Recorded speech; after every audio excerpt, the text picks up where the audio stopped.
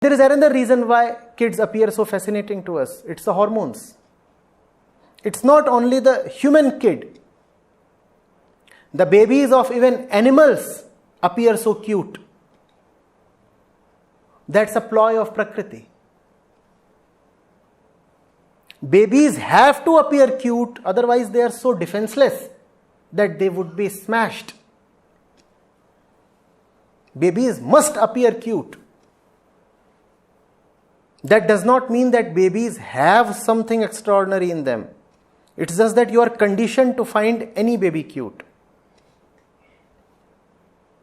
The baby of a pig is cute. The baby of a monkey is cute.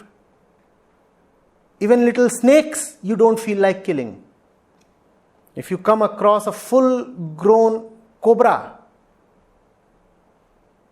then in fear or in self-defense or in just madness, you may want to kill it. But if you come across a little snakelet just emerging from the egg, you may even put it on your palm and say, oh, see how nice, how cute. What you found, baby?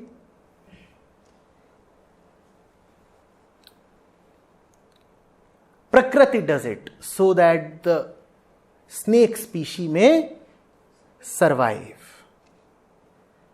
But this is something that we do not understand.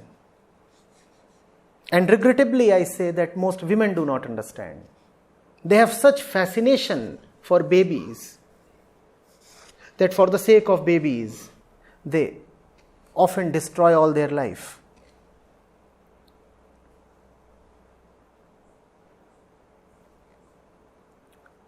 I'm not saying that men do not have that fascination. Many men also have that fascination, little babies.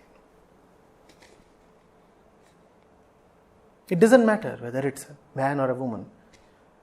It's your responsibility to understand where that fascination is coming from.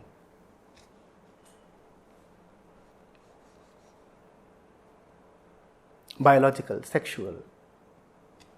Obviously, if you want to have kids, then sex becomes legitimized. Not only legitimized, sex then becomes venerable. So many strands of thought, so many religious schools have emphasized that the only rightful purpose of sex is procreation. So if you want procreation, then sex is okay. Get out of this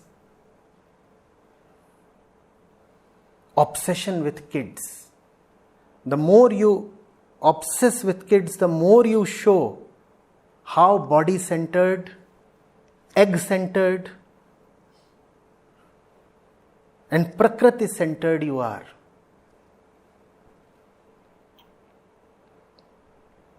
This entire planet is suffering because of man's obsession with kids.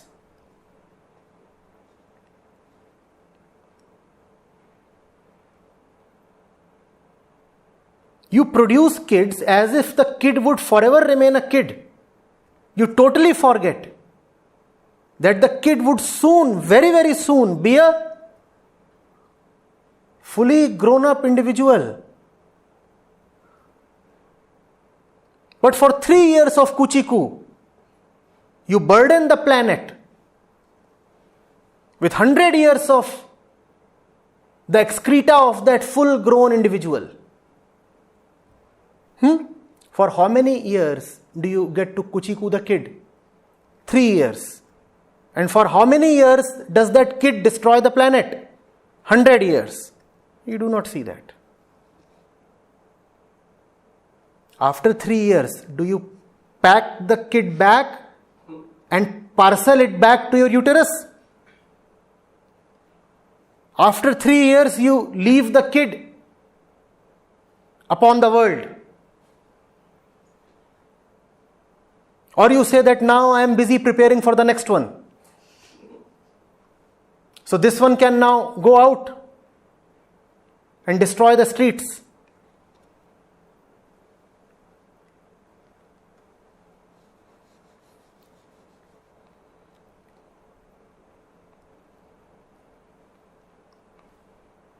It is very strange how religions have often said that it is violence and sinful to kill. But no one has ever emphasized that there is great violence in procreation. Today, ahimsa consists less of not killing. Today, the greatest act of ahimsa is to not to reproduce. Violence lies less in killing. Today, violence lies much more in giving birth.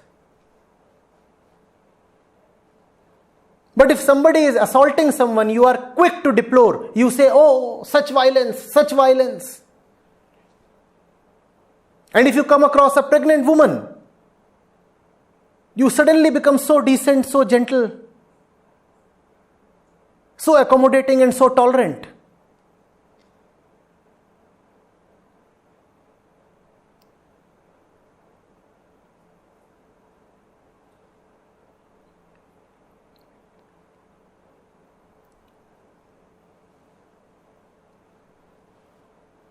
If someone practices black magic, then you say that he is, badly conditioned by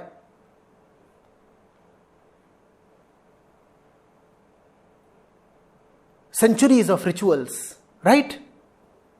If you find somebody practicing black magic, then you are quick to decry.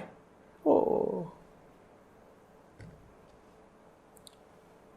medieval rituals.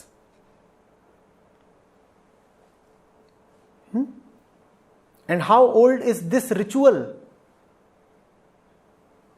of procreation, I ask you? And why must this continue as a ritual? Why can't there be any wisdom in the decision? Why must you habitually procreate? Why must you take it as an obligation to procreate? Why must you feel that a part of your life remains unfulfilled if you are childless?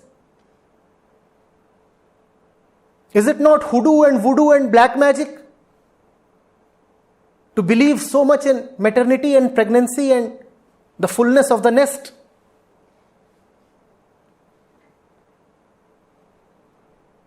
But no intellectual would come forward to say that maternity today is mostly an act of great violence.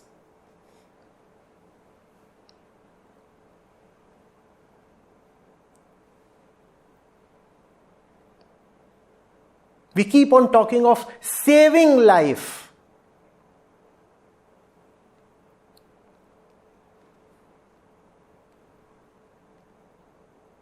Without ever knowing the meaning of life.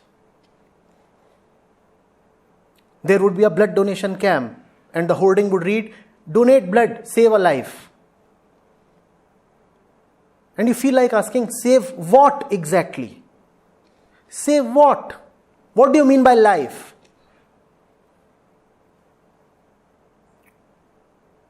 A breathing mass of flesh, that's life? What's life? Something that begins when the child emerges from the body of the mother.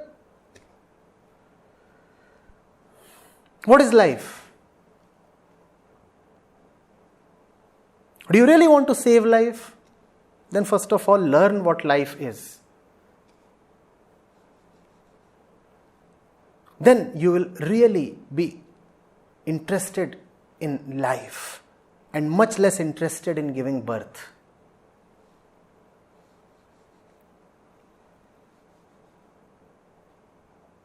Mm-hmm.